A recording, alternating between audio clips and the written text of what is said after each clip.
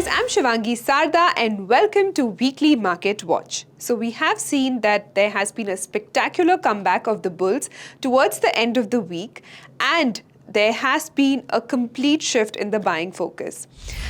Before we move ahead, don't forget to like, share and subscribe to our YouTube channel and hit the bell icon for timely updates. So we have seen that the India VIX has cooled off by more than 15%, which clearly indicates that there is no panic in the market and bulls are very comfortably placed at higher zones.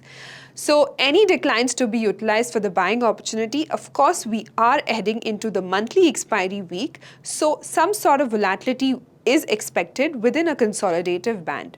So we are looking at 22,222 and then 22,350 as the next levels in Nifty, with a crucial support near 21,850 and then 21,700 zones.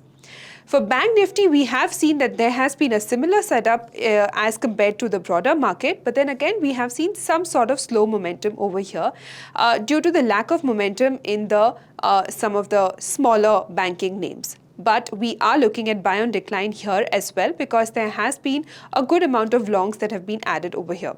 So 47,500 is the crucial level that is to watch out for the next targets, and 46,250 as a support zone.